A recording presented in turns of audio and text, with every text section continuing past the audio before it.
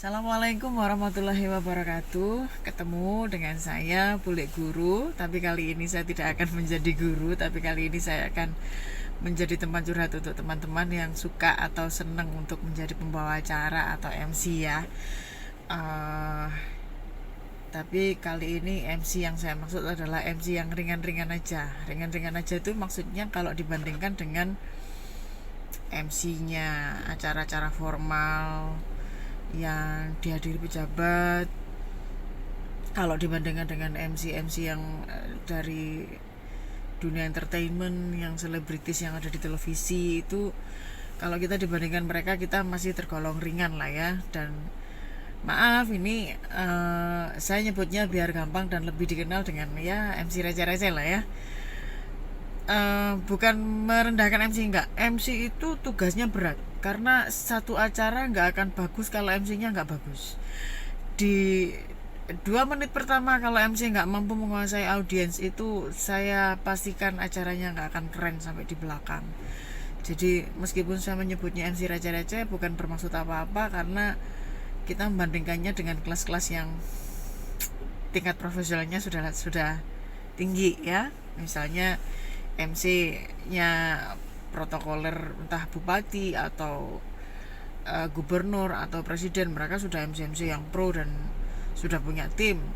Kalau artis, apalagi artis itu sudah tinggal tahu jadi, karena sudah ada tim kreatifnya di sana, dia punya asisten yang menyiapkan semuanya, dia datang ya sesuai dengan arahan untuk bicara bagaimana, dan kadang itu pun masih dibantu dengan prompter atau skrip ya, skrip yang sudah dibuatkan oleh pihak tim kreatif. Sementara kalau kita jadi MC nih ya, MC ala-ala kita ya, yang ringan-ringan ya, satu, sama tuan rumah dipasrai untuk menata semuanya. Jadi kita bekerja sebagai orang yang menata semuanya.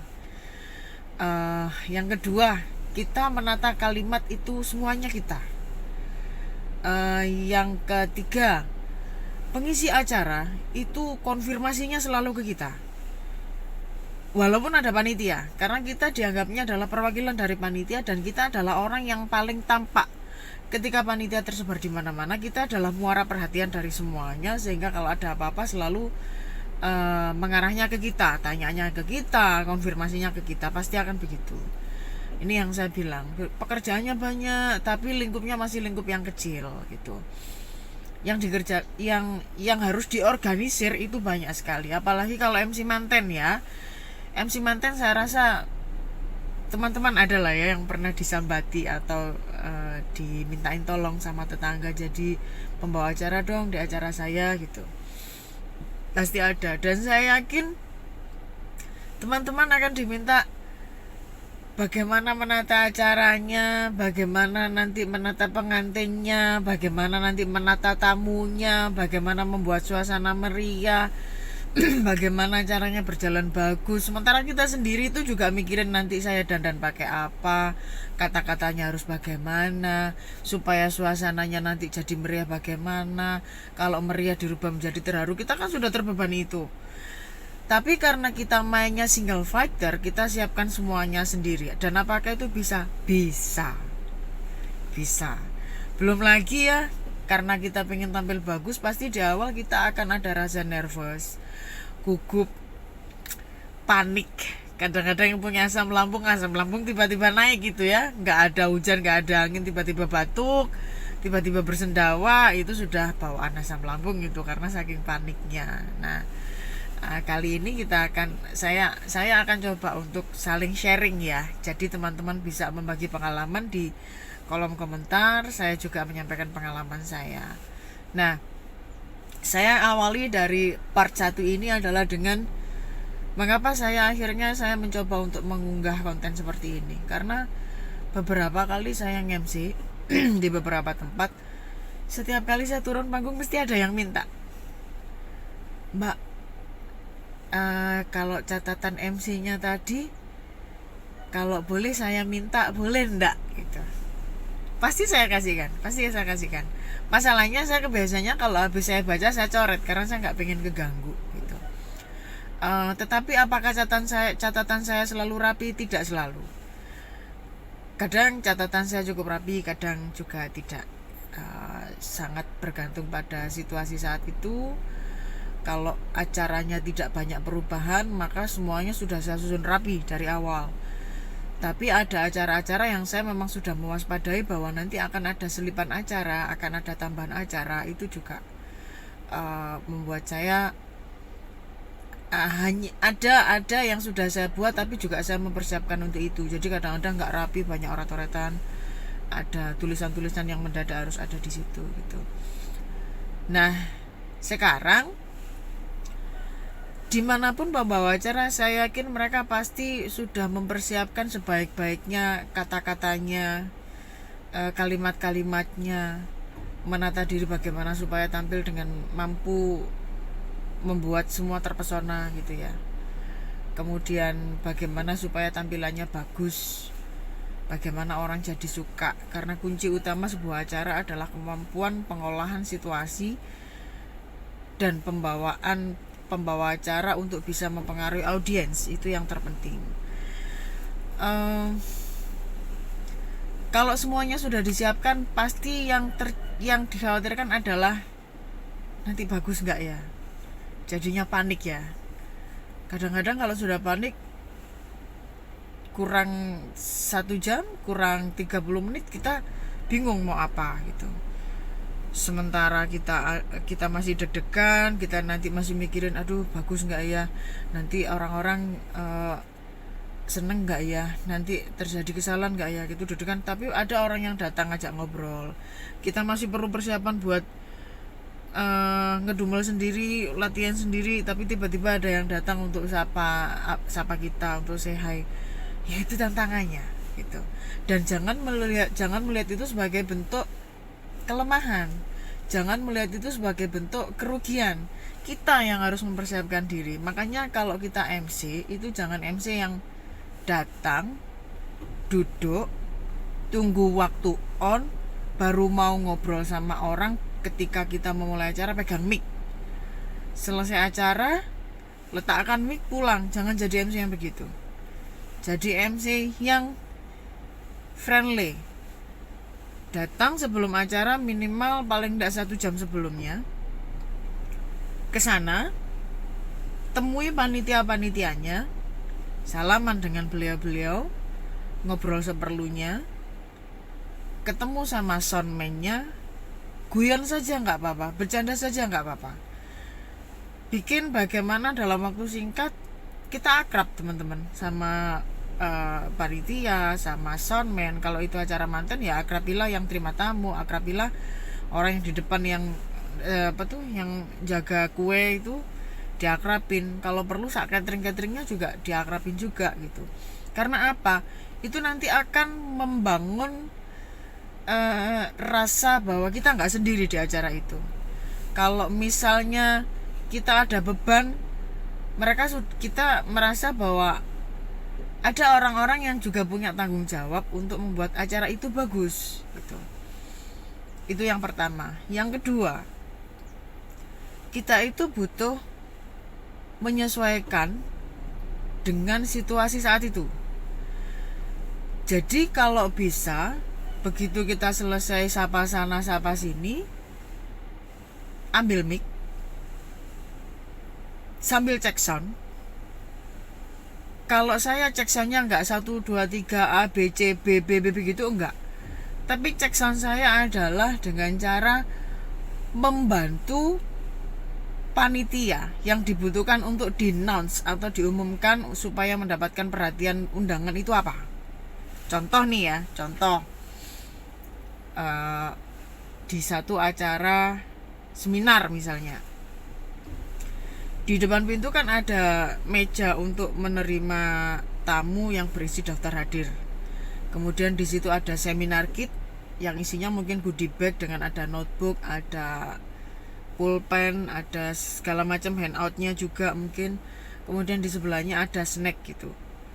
Sudah, bantu aja panitia, sampaikan bahwa untuk undangan sudah datang, silakan tanda tangan daftar hadir, kemudian menerima goodie bag, ada handoutnya, kemudian Anda akan menerima snacknya dan silakan menuju ke tempat duduk yang sudah disiapkan. Itu bagi mereka kita membantu pekerjaan mereka, tapi bagi kita tuh sedang pengkondisian gitu.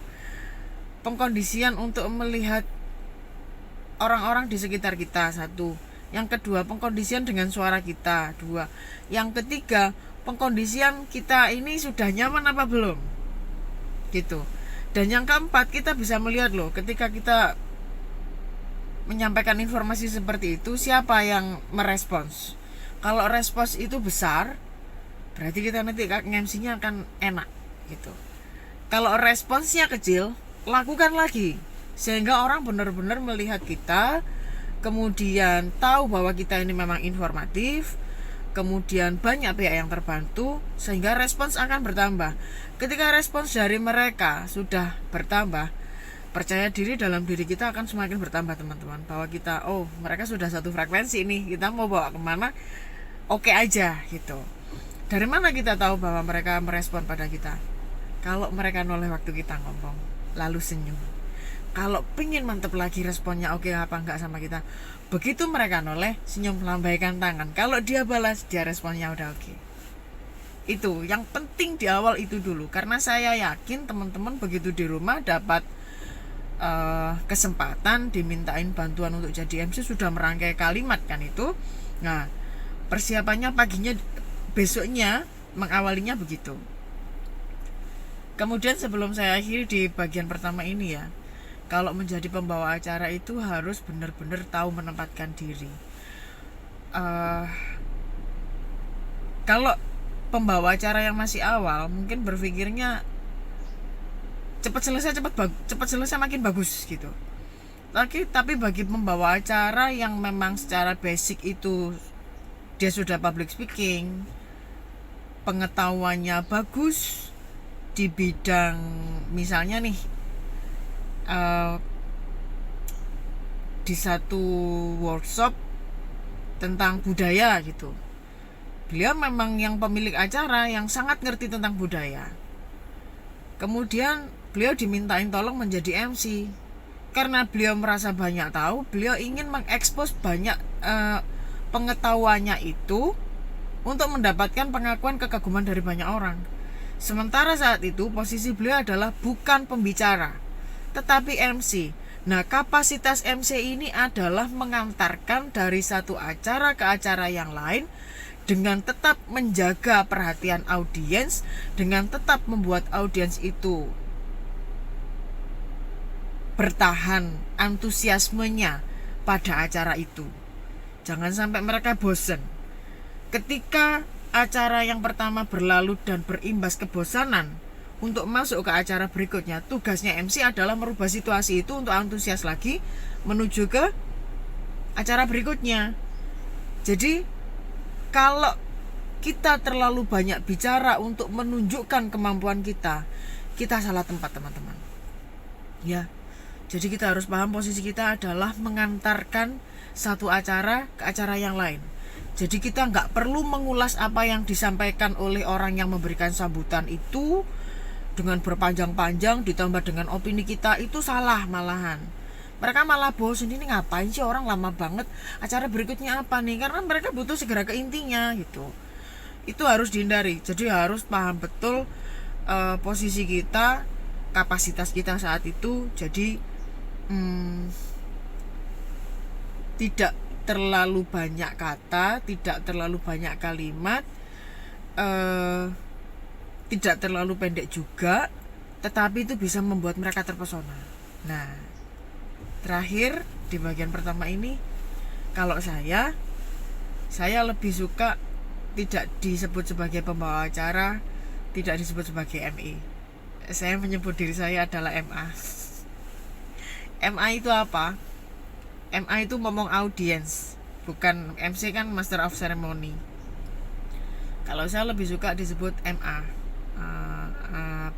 ngomong audience. Karena apa? Kalau Anda ngomong audience, Anda akan sukses menjadi MC. Tapi kalau Anda menjadi MC, Anda belum tentu sukses membawa atau ngomong audience. Kapan Anda menguasai audiens pada saat mereka mengikuti apapun yang Anda katakan, dan mereka terperangah melihat Anda. Dan kemenangan seorang MC adalah ketika suasana terbangun dan kita turun, ada yang minta catatan kita untuk dijadikan bekal dia nge-MC itu. Jadi juaranya MC adalah ketika Anda mampu memberikan satu influence kepada orang lain, bukan juara dalam sebuah lomba.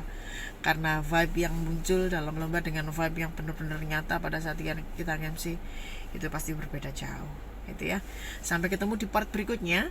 Teman-teman yang punya pengalaman boleh sharing di sini. Mungkin yang saya alami teman-teman gak alami, bisa jadi yang teman-teman alami saya gak ngalami. Kita share saja, boleh komentar di kolom komen ya. Terima kasih. Assalamualaikum warahmatullahi wabarakatuh.